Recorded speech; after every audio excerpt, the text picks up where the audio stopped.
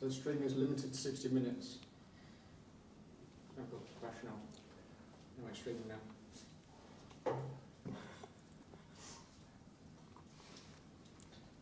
Thank you very much for joining us, comrades in the hall and everyone watching at home. We hope that it will not be just those who are watching right now who will join us, but this will become a resource which is useful going forward. So I'll just introduce myself. My name's Ranjit Brar, and I'm going to be standing in for Giles to introduce today his fantastic book, which is really a contemporaneous book and commentary on the current war and special military operation which is going on in Ukraine. And you'll see the title of the book, Neo-Nazi NATO's Proxy War Against Russia. It's not an accidental title. It's been carefully pondered over and thought about so that in the title we can convey the essence of our analysis, but there's no substitute for getting the book in your hands. For those people who have pre-ordered the book, you can be rest assured the shipment has arrived. Those who've already pre-ordered it, it's in the post, it's on its way to you. For those who haven't, please have a look. I've set up, I hope this isn't too distracting, I've set up a row in front of me of the book so you can look at the title, Neo-Nazi NATO's Proxy War Against Russia. It's a book by our comrade Giles Shorter, who's a member of the Central Committee, a founding member of the Communist Party of Great Britain, Marxist-Leninist. The book is available on our website, and our website is thecommunists.org. So it's www.communists, COMMUNISTS.org. Okay, so if you go there, go to the shop, go to books, and you'll find this book to order. Please do get it. It's just £10. And if I kind of convey nothing else to you, it's the idea that really this is a book which is worth having in your hands. There's a lot of contemporaneous analysis. The subject of the Ukraine war since February 2022 has not gone out of the news, and there's a reason for that.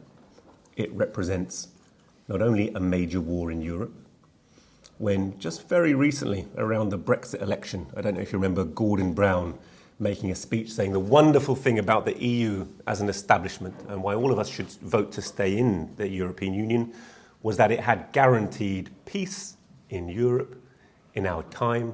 There had been no wars since World War II in Europe, and this was the work of that wonderful institution, the European Union. Do you remember that speech? I remember it very clearly. And the Labour Party, the Tory Party, the official establishment were united in their message, Britain's place is within Europe, the EU is the organisation that represents our interests. Of course, that was already a lie, because there'd been a war in Serbia. And in fact, there'd been a war in 2008 against Russia in Georgia. And the essence of our analysis in this book is that these wars are not isolated incidents, but they're part of a joined-up campaign of the leading group of world imperialists, the NATO, the North Atlantic Treaty Organization. Okay, so the historic alliance in which the Labour Party of Clement Attlee played a major role in bringing that alliance to fruition, a post-war alliance between Britain, United States, and the major powers of Europe at the time, in order to have a military alliance that was supposed to guarantee peace, but really was, from its inception, an aggressive military alliance. I want to put that forward to you as a proposition very strongly. Constantly in our news, we hear nothing wrong with the expansion of NATO. NATO guarantees our peace. It's a defensive alliance. It is not a defensive alliance. Okay, it's an organization of the major imperialist forces in the world, particularly Anglo-American imperialism and the EU imperialists, and then increasingly more and more nations that they want to drag in.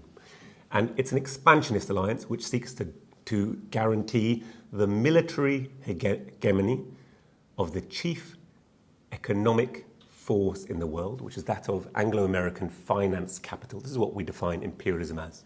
So it's an aggressive alliance aimed at guaranteeing the dominance of the biggest finance capitalists, the bigger gangster capitalists, particularly of American Britain, but also the European states and their dominance over the world. And that's very central to understand that narrative, to understand, therefore, the conflict which is unfolding. There are lots of things that you can read. Increasingly, we look to alternative media sources. If you've turned on your, TV today or looked at a newspaper today, you'll see that there's, again, a huge flurry of activity around what's happening in Russia now. The Wagner Group, Prigozhin, trying to portray the fact that there might be a split within Russia, that perhaps would be this long-awaited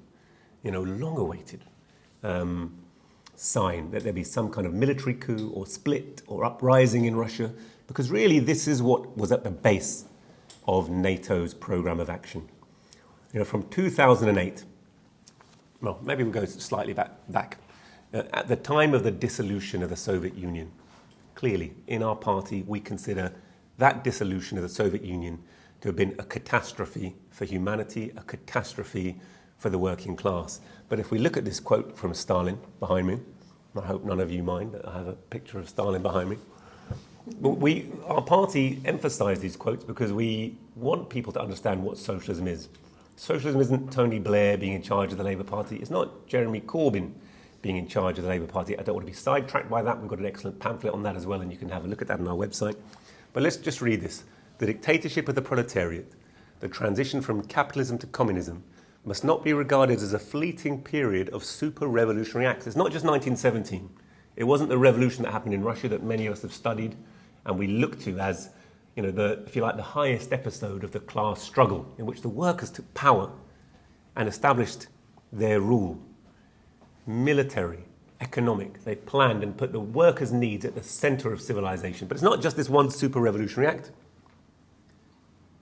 and decree, but as an entire historical era, replete with civil wars and external conflicts, with persistent organisational work and economic construction, with advances and retreats, victories and defeats. And the dissolution of the Soviet Union was an enormous defeat in that period. But for all that, we are living in this era of great class struggles between the working class and of all nations, essentially, but within different states, within the bourgeois states in which they live, within the language and cultural frameworks in which they live and operate, and between the major capitalist forces.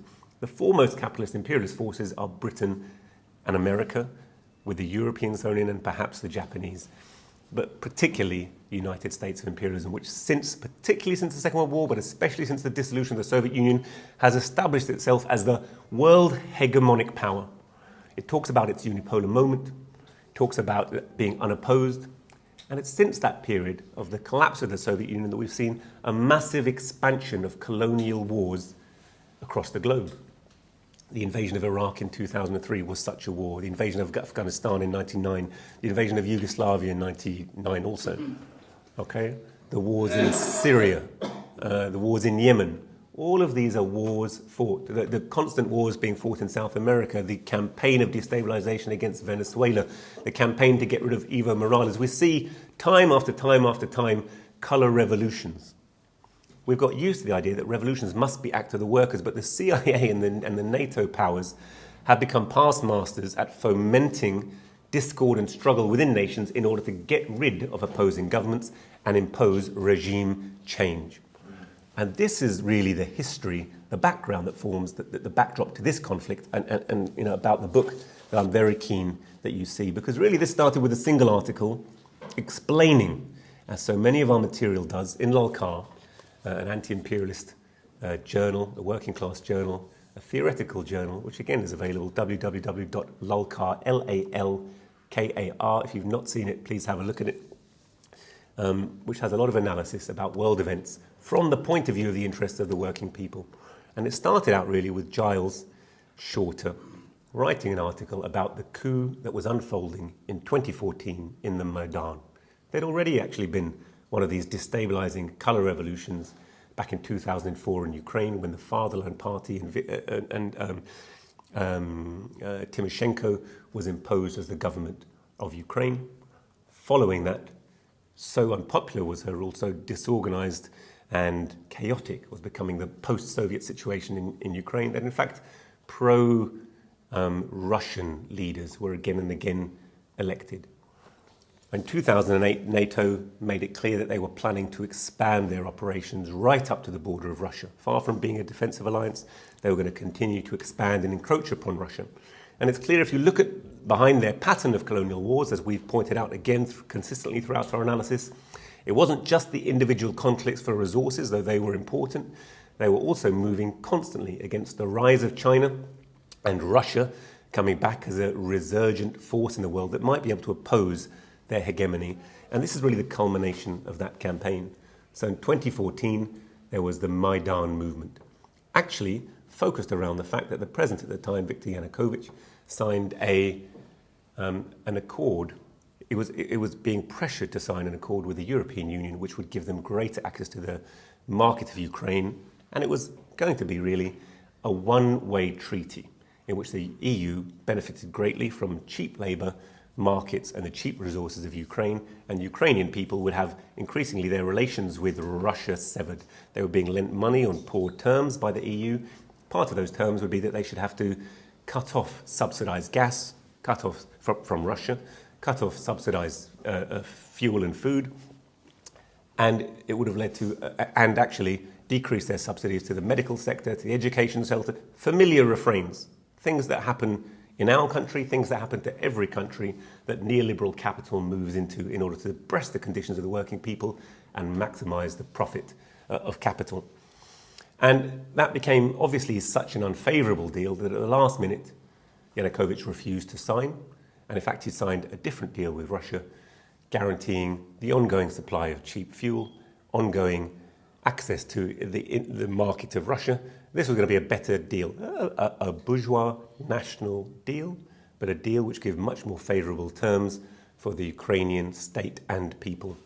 There were particular billionaires who were very much against it in alliance, Ukrainian billionaires, the nouveau riche following the dissolution of the Soviet Union, who arose as the ruling class, just as a similar class arose under Yeltsin in Russia, who were against it, and the EU was very much against it.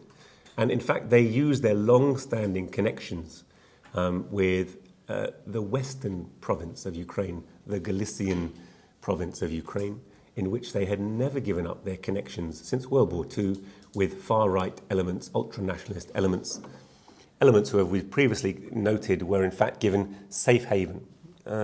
So those fascist forces who had collaborated with the Nazis during World War II, the Banderite fascists of the OUN, the Organization of Ukrainian Nationalists, led by Stepan Bandera, who included elements who had gone into the German army and informed part of the German SS, was now very familiar to all of us as the Galician SS. This has been new for many of us to learn.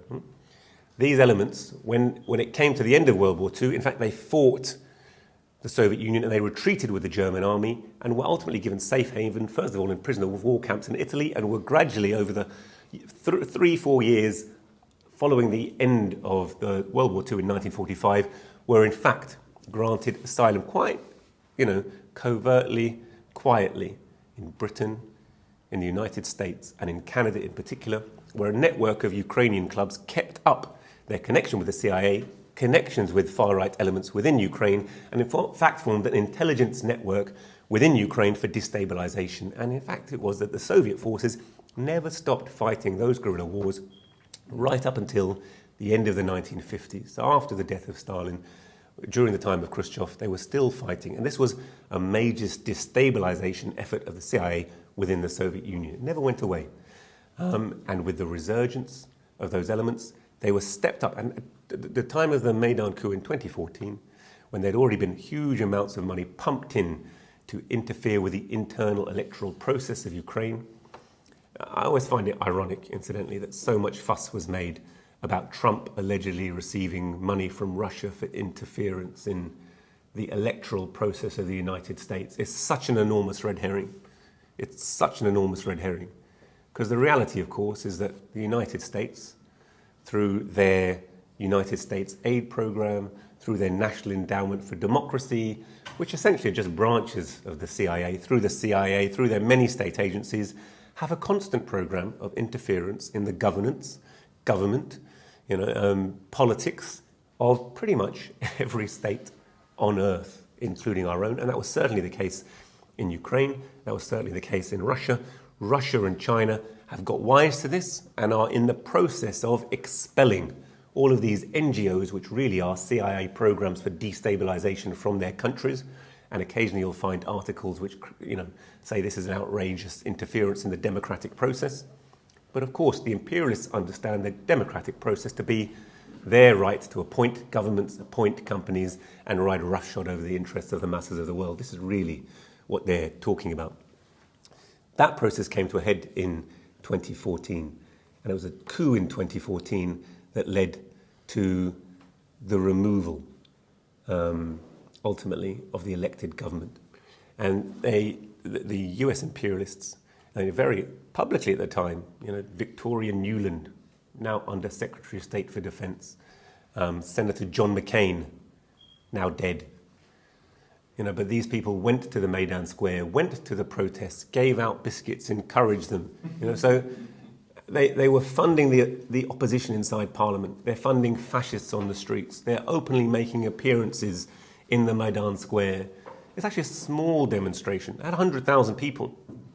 100,000 people, each of whom were essentially street thugs being paid to be at the demonstration and fight the police forces who were defending their parliament.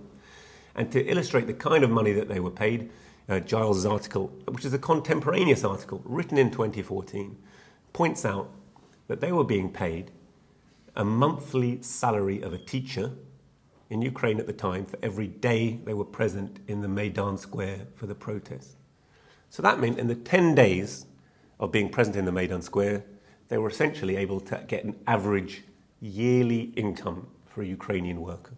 So if you take young, angry men in the post-Soviet experience whose world has been destroyed, when there's an exodus of people, the population of Ukraine, which used to be, let's not forget, a highly industrialized, highly technologically advanced, civilized society with huge agricultural sector, technological sector, weapons sector. The huge planes, those Antonov planes, the biggest plane in the world, this was built in Ukraine.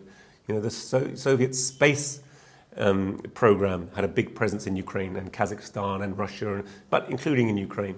It was really one of the biggest, most advanced countries in Europe, and it had been laid low. So of course you find people who are disgruntled, once again have been pumped full of fascist ideas. You're paying them an annual salary to be present in a demonstration. You're arming them to the teeth to fight the police. You're sending your own congressmen and unelected rulers. So let's not forget, these deep state officials. These are imperialist spokesmen. You've seen the power of Victoria Nuland. She's still there. She doesn't need to be elected every time. She's still there running foreign policy very closely with Antony Blinken and, of course, now with President Joe Biden. In as much as he has independent thoughts, there's no question that he is definitely a hawk. He's absolutely a hawk. So these people are pushing very hard the overthrow of the elected government in order to achieve what they wanted, which was to wrest hold of Ukraine and use it, one, as a place for looting, which there's no question they've done, and two, as a battering ram against Russia. The Russians made it very clear, at the time of the dissolution of the Soviet Union, it was promised by the United States and Britain and NATO spokesmen that they would not advance NATO into the countries of the Warsaw Pact. Not only have they assimilated by degrees all of the countries of the Warsaw Pact, they're encroaching on the former republics of the Soviet Union surrounding Russia and have openly announced their desire to balkanize and destroy Russia. You can even find, realist theoreticians who are really war hawks. Let's not forget it, like John Mearsheimer, right, from the University of Chicago, who will openly lay out all these steps before you. Our plan was to assimilate Ukraine, to turn it into a Western liberal democracy. Have its government appointed by the United States, integrate its economy into US Anglo-American imperialist interests, exploit its people, and make it part of NATO. Those were the blocks of our program, and they pursued that very single-mindedly. He argues, of course, that that's going to be self-defeating, that Russia really is a great power. It is a great power. It will resist that encroachment, and they'll be weakened. But he does so in order to say we should really be concentrating on a war with China.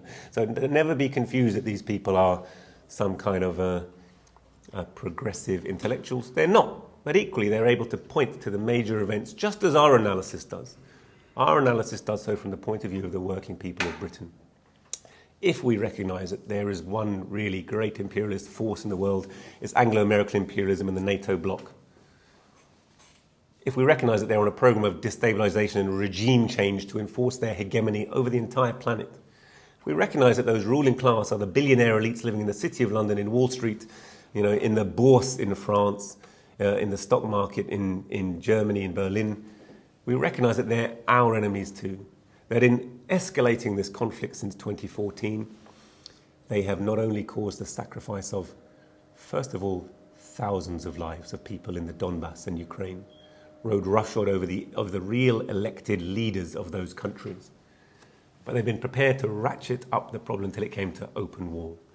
And to be fair, we must take a step back and say, though we are no, allies in terms of our ideological school of the leaders of Russia, that they're capitalist, if we look at the way in which the Russians have behaved, they behaved with admirable restraint and decency. At every level, try to signal that they would like to be good business partners of the West. We would prefer not to enter into conflict.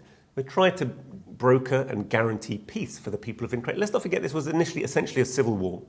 It was a war between actually the majority of the population, and particularly the Russian-speaking and Eastern population, but the majority of people in Ukraine, and this ultra-nationalist OUN, Banderite, frankly fascist junta in the West, which was an open vassal and pawn of the United States, admittedly with some backing of a section of the population, particularly in the western regions of Ukraine.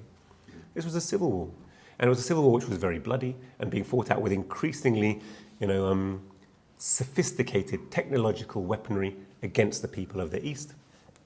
Russia came in and together with Germany, France, and the Ukrainian people brokered a series of peace agreements. And they did so actually on the basis of the defeat of the fascist forces.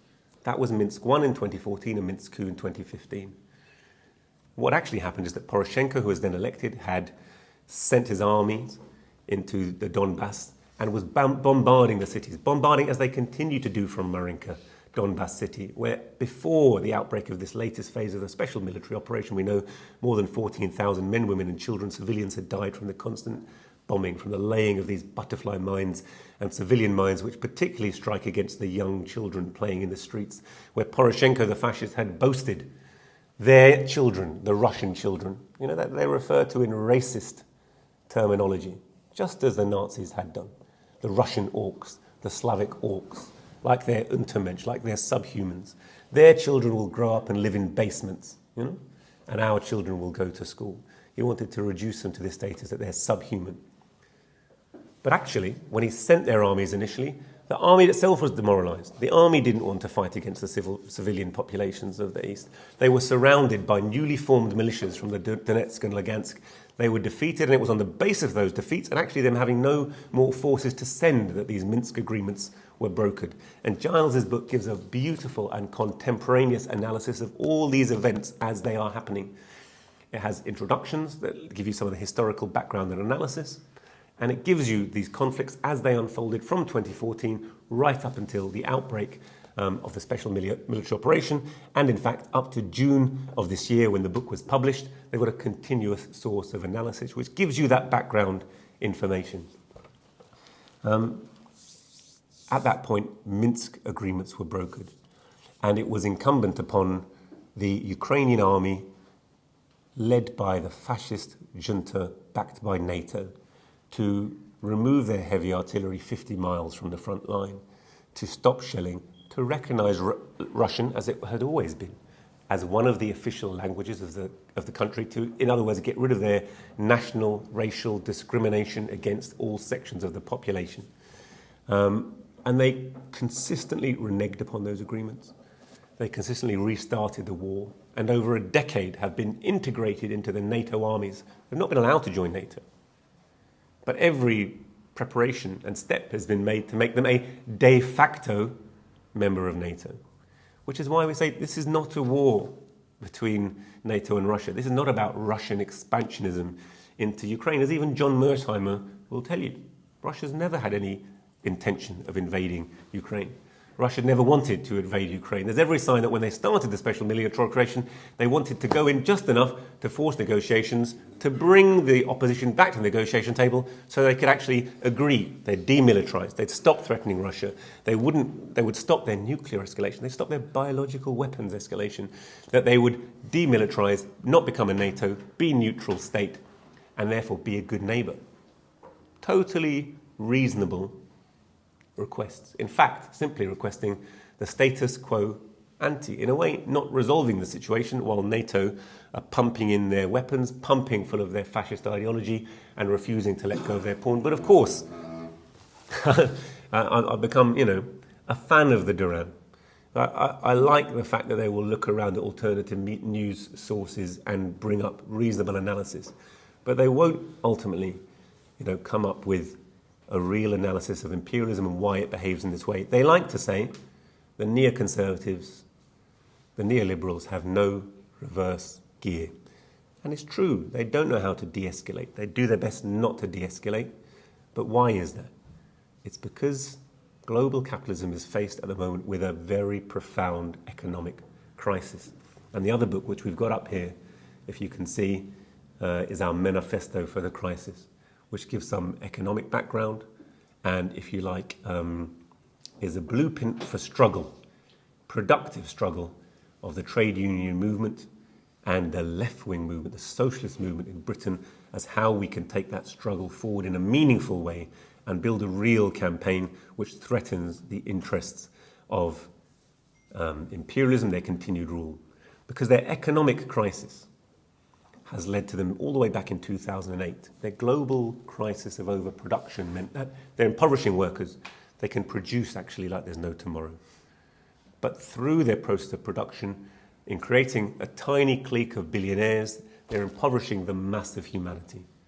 And that mass of humanity can no longer afford to buy the goods that they're producing. This is the fundamental essence that Marx pointed out, in 1850s and 1860s, certainly with capital, this recurrent crisis of capitalism that it has no way out of. The way they've tried to get out of this crisis is by extending more and more credit all over the world. So you have more and more luxury goods produced for a smaller and smaller section of the population. You have more and more of the world's economy dependent upon the consumption of people who actually don't have the means to pay for it. You have overinflated prices. And when the credit crunch hit in 2008, what was the way out? There was no way out. They started printing money. Everyone knows that this is what led to the collapse of the Weimar Republic. There was a currency crisis in the 1930s that led to the collapse, rise of fascism, mobilization for war. Everyone knows that. We've learned that. But we're taught to disconnect that entirely from what's happening at the moment. This is precisely what's happening. It's been happening since 2008. The fact that the Anglo-American imperialists have a global market means that to an extent they've been able to insulate themselves through, one, the sheer scope of their economy and domination over the world, which means that the inflation has been slow to catch up with their own domestic economies, but it has caught up. And it's caught up throughout the COVID pandemic. There was another crisis of the stock market, and they printed a whole load more money, trillions, from Britain and America and other countries, been pumped into the stock market. That meant everything that the working people own is further devalued. It means our wages are devalued. It means that the British workers are facing a crisis where they're choosing between heating and eating. It's the summer now, so the slogan's temporarily gone away. But you can bet your bottom dollar with the removal of fuel subsidies, with increasing inflation, with no resolution to this conflict, that it's going to be back again. And there is no way out. And so their way out is to constantly mobilize to extend the markets they have domination over. And there aren't many places left. They're going for Southeast Asia, they're going for China, they're going for Russia. The end goal of this conflict was not just military. It was military, cause a crisis, cause destabilize in Russia, balkanize Russia, go in and have a bonfire of resources, just as they did in 1991 when the Soviet Union collapsed. They got a huge economic shot in the arm when they went in and looted Russia and looted the European republics, and then were able to ratchet up their looting of the whole of the world because there was no force now to keep them in check. Suddenly they're finding Russia is not the pushover they thought, that there is a force to keep them in check, that Russia is actually technologically far more developed, militarily far more developed. Interestingly, to survive the sanctions, Russia's having to isolate itself, find new ways of trading with other partners in the world, isolate itself from the Anglo-American economy. The decoupling from SWIFT turned out to be a gift to the Russian people and the people of the world, which has allowed them to look for other mechanisms of working outside the strangling. Otherwise, if Zimbabwe wants to renationalize its economy, simply go in, sanction them. They get inflation that goes through the roof. You say that your economy is a basket case of an economy, and you blackmail the people with starvation until they cave to your neoliberal demands, allow finance capitals to run, allow them to loot the resources. Then you take off your sanctions and say, oh, look, these are sensible economic policies because now your people are not starving. They ignore the routine starvation of tens of millions of people a year due to poverty, of the normal workings of their system. Our press only focus and tell you a very one-sided story that supports their campaign. So this cost of living has been further exacerbated by the fact that when EU, when Nato ratcheted up the war, they put round upon round of sanctions, and it turns out that Europe, as it currently stands since the demise of the Soviet Union, is very much dependent for its profits, for its industry, upon the cheap energy it was formerly taking from Russia. This is an unsolved problem for Europe. The United States can step back. It can supply at hugely overinflated prices liquid petroleum gas, liquid natural gas. This is a short-term solution which has led to the further skyrocketing of prices due to an undersupply for the demand. So a further speculative bubble on top of a problem of crisis anyway. So the inflation is going up. Fuel prices are going up. The nurses are being told it's very unrealistic to ask for 13% pay cut. The junior doctors in our country, not a militant group. I've been a member of that group. They're not a militant group. But if they feel that they're working so hard and such long hours, they can't even afford to live, to pay for their childcare, to get a house near where they live, to make that a viable option, they're suddenly asking for 35% pay rise. They've been having persistent pay cuts, as I was pointing out, over decades. I earn less now as a consultant than I used to as an SHO. Genuinely, my pay packet each month is less than it was when I was a senior SHO, junior registrar, research registrar, basically an SHO. Okay, that's because of the way that they've manipulated the hours, manipulated, what's your basic and what's your supplement. They've decimated pay packets to make it almost a non-viable. And if that's a relatively privileged section of the population, you can imagine what an average working class family is facing, trying to feed and clothe their children, send them to school, pay mortgage when we're all asking to remortgage up. So this is an economic time bomb, at the centre of the imperialist system that's going to hit the working people. And their only answer to this is escalation, war, trying to grab hold of the resources of other countries.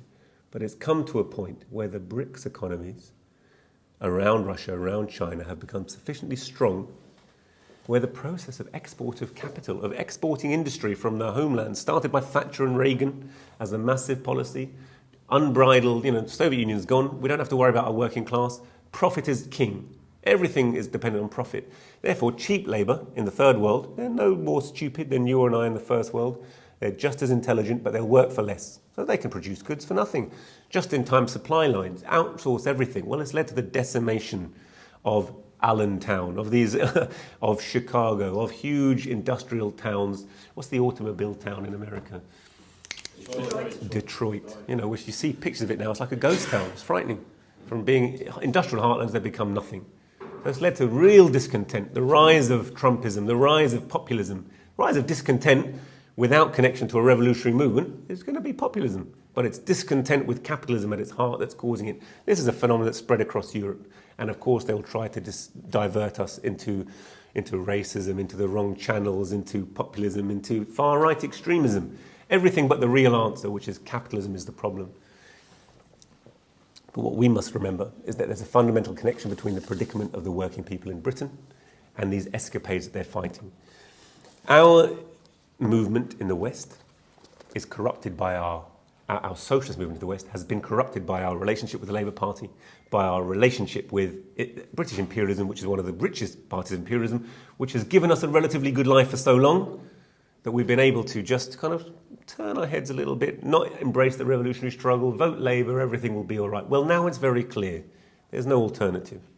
They're heading for this very obvious monolithic uni-party, Labour and Tory, middle of the road. They're all the same, essentially, and they're all united against the interests of Wall Street and the City of London in our country. They're a uni-party. There is no voting yourself out of this crisis or out of this predicament, which is getting worse. There's no room, even for a mild form of opposition, which wants to give a little bit more to workers and a little bit less war abroad, which is what Corbyn represented. So they have in store for us only escalation and war. Periodically we see draconian legislation being passed. At the time of COVID, it wasn't the first time. Anti-Terrorism Act. It's been going on since the Diplock courts to fight in the north of Ireland in the 80s and 90s. Yes. There are extremely draconian laws which can be brought into play to suppress a movement of the working people. At the moment, they're still tying all their hopes to the Labour Party. I've no doubt that this Tory party is likely to go down. Keir Starmer will be in relatively soon. What will that offer us? Nothing. It's very clear that for trade union struggles to be effective, they need to decouple themselves from the war chariot of Anglo-American imperialism. And for trade unions to be independent, they need to understand the domestic situation. They need to struggle for real pay rises above the rates of inflation. That is in the immediate self-preservation interest of British workers. That doing so they can raise a strong movement. And then they need to have an independent political program where they stand in solidarity with those countries who are being oppressed. And we need to get away from the concept that Russia, because it's now a capitalist country, because it's had a counter-revolution, because it's a large country, because China's a large country, because Brazil's a large country, because India's a large country, that they are somehow imperialist countries. They're not. They're absolutely not. They represent together, the BRICS countries, not only most of the world's economy, but the mass of the world's population. Asia, Africa, Latin American countries. If you think every country that's a capitalist country is imperialist, we are at a loss. We've essentially divorced ourselves from the theories which allow ourselves to orientate ourselves for a courageous and effective struggle. So Russia is not an imperialist country in this conflict. NATO is the imperialist power. The entire detailed history of that conflict lets us see that quite clearly the Ukrainian government, and fascism is very much at the heart of its ideology, is being used by Western imperialism to fight Russia, to balkanize it, to reinforce the system of global exploitation, which is also the system of British workers' exploitation, which is why it's very much in our interest to understand this, to support Russia's victory in this war, the defeat of the NATO side in this war, and be in no doubt the Ukrainian army is a NATO army. They're fighting with Leopard tanks. They're fighting now soon with F-16 fighters. They're fighting with HIMARS missiles. They're fighting with Storm Shadow missiles. They're increasingly encroaching upon the territory of Russia to do so. They're edging into a dangerous territory close to a World War III. I'm not this doom and gloom merchant who thinks they're just going to recklessly trigger World War III, but they are desperate. And they're capable of very dangerous things. And it's very much in the interest of the British and European proletariat to stop them in their tracks. To do so, we have to recognise that they are fundamentally on our side. This is a powerful weapon. I'm sorry Giles is not here to give his own succinct introduction to his book, but it's important to understand because that conflict in microcosm tells the story of the modern world, reveals the interplay of class forces and national forces that are shaping our world and our struggle, and it's written in a beautifully succinct, pithy, sometimes very humorous way. And because it's written in serialized articles with events as they unfold, as opposed to in my speech, which is rambling and incoherent, it is a fantastic record. It will give you the background history of the fascist movements, of how they were formed. It will give you the background of the various political actors. It will give you the background of the events as they unfold and the true history, which will allow you to see straight through the mainstream Western commentary. It's clear at the moment Russia's going through a great trial to resist the entire armed might of NATO. And it's interesting to see the way that that's going to play out. I have no doubt that Prigozhin and whatever he's up to at this moment is essentially signing his own, maybe not death warrant, but is his way out of this struggle. Russia, the national interest of the Russian people will mean he'll be sidelined. It'll be a small blip, though our media currently gleefully seizing hold of it. It's a distraction. It ultimately, I do not think, will prove important or decisive moment in the struggle. It's clear to me that the forces, military forces on the ground, are leading inexorably to a Russian victory. Exactly what that will look like will be determined by the balance of forces on the ground, but I think it's highly likely that Ukraine in its current form will cease to exist precisely because actually not the imperialist desires of Russia, but because Ukraine had its statehood trampled underfoot by the Nato powers in 2014 when they performed the coup and got rid of its government, post-Soviet government as it was. Ultimately, of course, we find war abhorrent. We find this conflict a disastrous consequence of the bigger defeat of the rollback of the Soviet Union that has allowed NATO once again, it's allowed the Anglo-American imperialists to get their claws back into the world and inflict this period of pain. But through it all, the crisis that is gestating in the belly of the capitalist beast, I'm sure is going to lead to great opportunities, and we will have our part to play in that. So I'd ask everyone in the audience, but also everyone watching at home, please get a copy of the book. Many things have been written about the conflict. You will not find such a useful handbook, pithy explanation to expose the real history and the real events that are happening now on the ground in Ukraine, and therefore in the broader picture of Anglo-American imperialism and what's happening in Britain, as you will find in this book. So I recommended Giles' book to you. I'm gonna draw my presentation introduction to the book there to a conclusion. I've put these, I hope they're not too much of a distraction, but everyone watching at home, please have a look online, order a copy. It's only £10. It's a snip, frankly. It's very contained, very pithy. I'm gonna hand over now to Richie Brown, who's with us to talk a little bit more about the anti-war movement in our country and the way we approach it in this context. Thanks very much.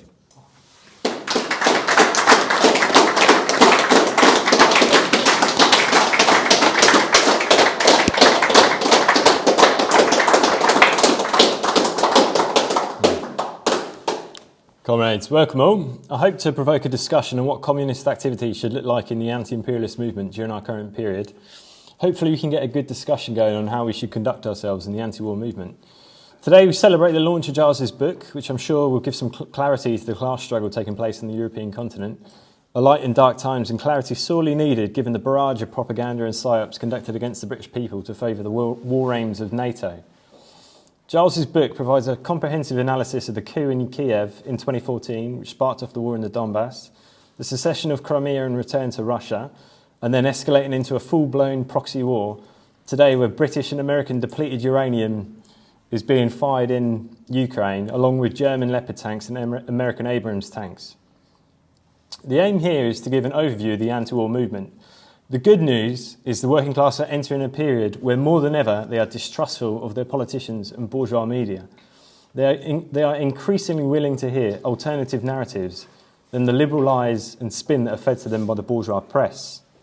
The anti-war movement today is in a bit of a shambles. Its leaders are either infected completely with bourgeois pacifism or they constantly abuse scientific words like imperialism in order to confuse the people they are supposed to be leading. Today we can learn from the Atlantic Council and fake news media about Russian imperialism. We should cheer to have such powerful allies in bourgeois media and think tanks that have crossed into the ranks of anti-imperialism. I think for the more serious of us here, we can see how the fake news media wishes to subvert the definition of imperialism for their own ends and to cover up their own crimes.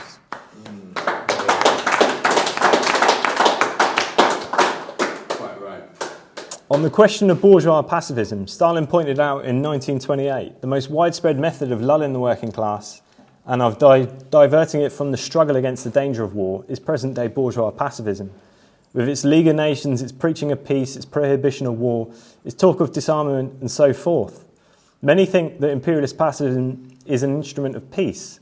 That is absolutely wrong. Imperialist pacifism is an instrument for the preparation of war and for disguising this preparation by hypocritical talk of peace.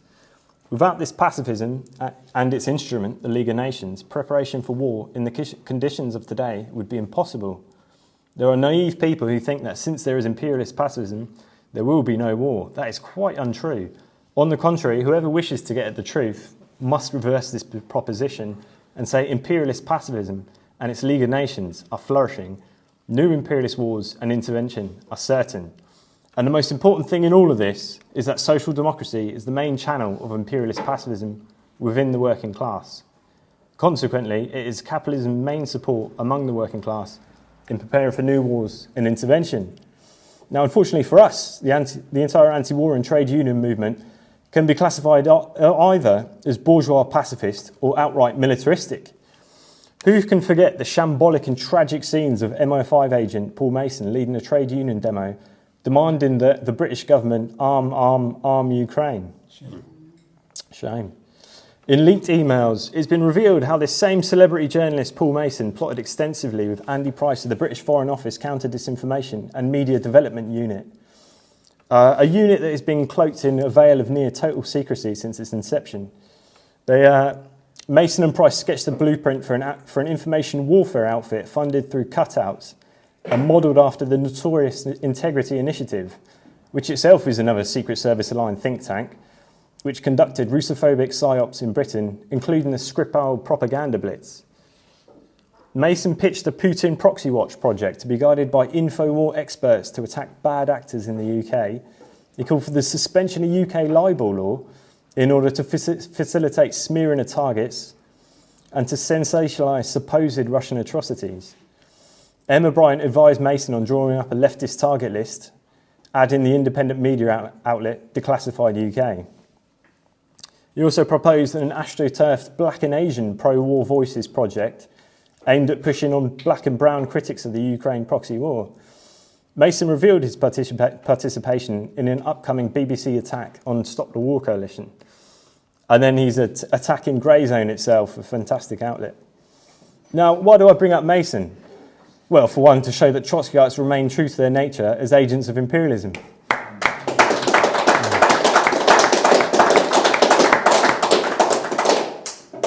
But on the other hand, to show the full extent the British state is working to keep this war alive, to destroy any voices that raise an objection to the MI5 psyop going on in this country. So we know the government is involved deeply in psyops against its own citizens to prevent them coming to a very obvious conclusion. Ukraine cannot win a war against Russia and should have sued for peace right at the start. Indeed, it never should have come to the start at all, but have come to a respectful accommodation with Russia back in 1991. I mean, I'm sure everyone remembers Boris Johnson flying to Kiev to make sure the war kept going in April 2022. But the British government has hidden this reality from its citizens. Also, it can continue its relentless war drive against Russia.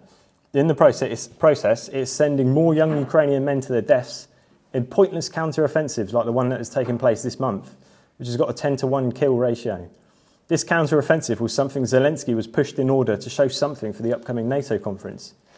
Zelensky and his henchmen are siphoning billions out of the Ukrainian state whilst press-ganging young men into the trenches.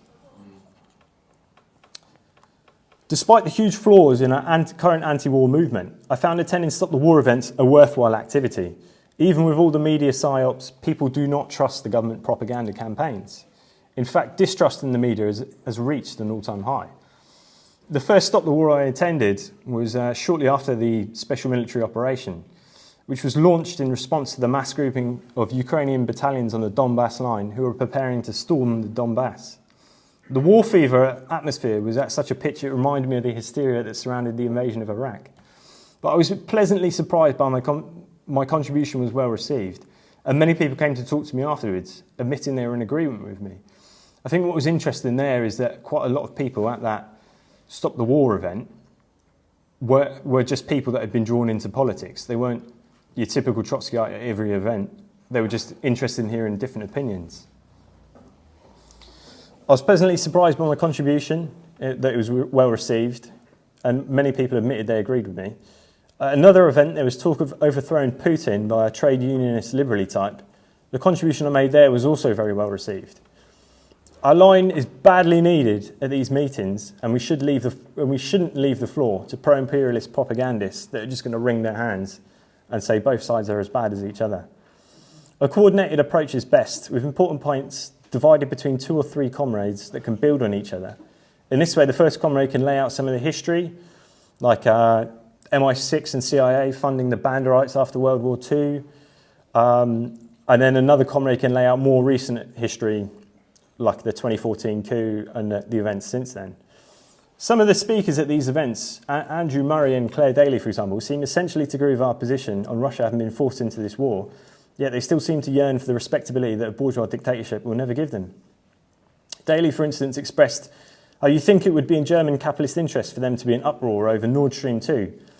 Yet it's me and Mick Wallace that are laughingstock and a disgrace in EU Parliament. And even while acknowledging that Russia was provoked into this war, they're incapable of pointing out that the British proletariat will be best served by NATO's decisive defeat in this war.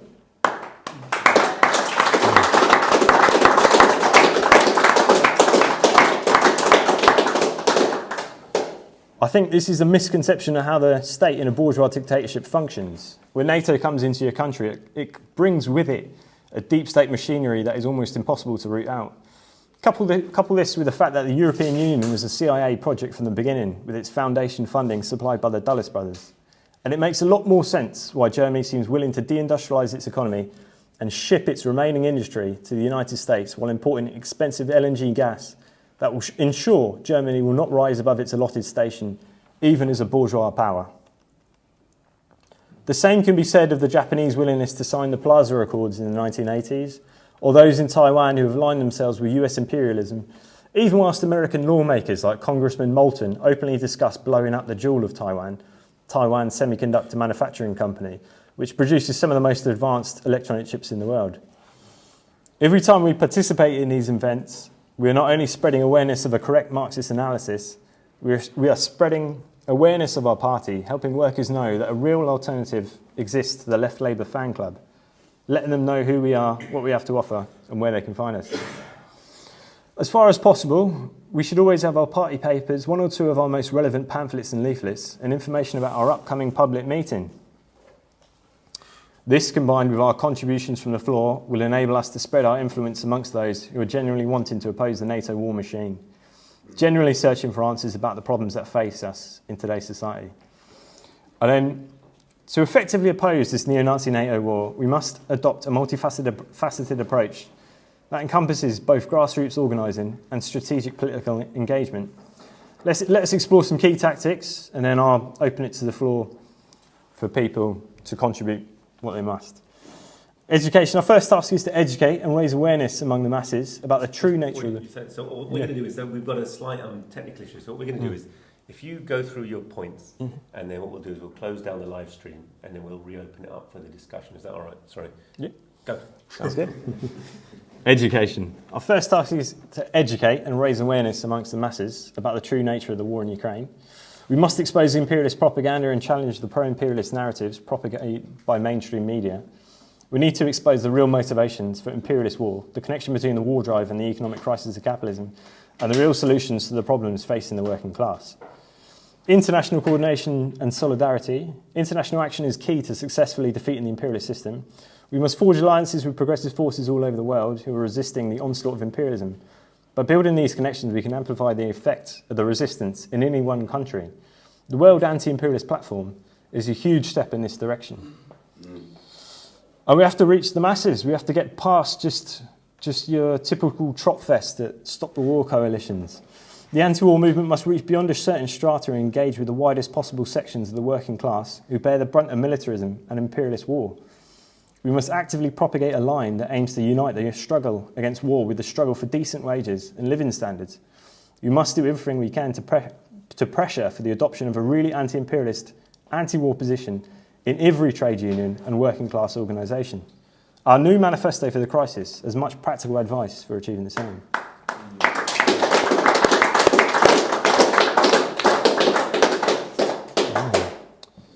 Non-cooperation. The central point of an effective and meaningful anti-war policy is non-cooperation. We must demand everywhere that the working class approach to imperialist war must be to refuse to cooperate with it in any way, to disrupt and sabotage the British state's ability to send soldiers and supplies into battle, its ability to make munitions, and its ability to pump out pro-war propaganda.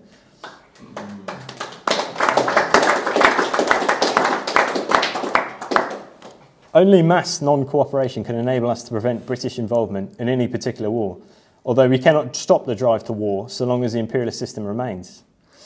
As communists, it is our job to inject the anti-war movement with an anti-imperialist spirit, because we all know the peace movement may prevent a single war or this or that conflict. But all the same, it will not be enough to eliminate the inevitability of wars between capitalist countries generally. It will not be enough because for all the successes of the peace movement, imperialism will remain, continue in force, and consequently the inevitability of wars will also continue in force.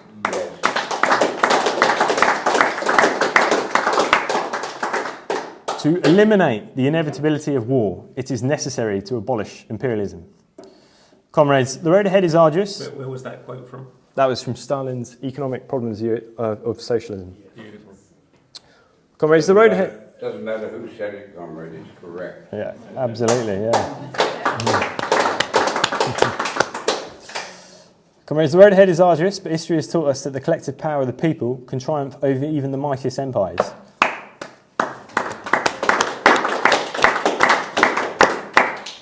We must persist in our struggle for peace, justice and liberation. The fight against the neo-Nazi NATO war in Ukraine is not only a battle for the sovereignty of a nation, but a crucial front in the global struggle against imperialism. Let us march forward together in solidarity until the warmongers are defeated.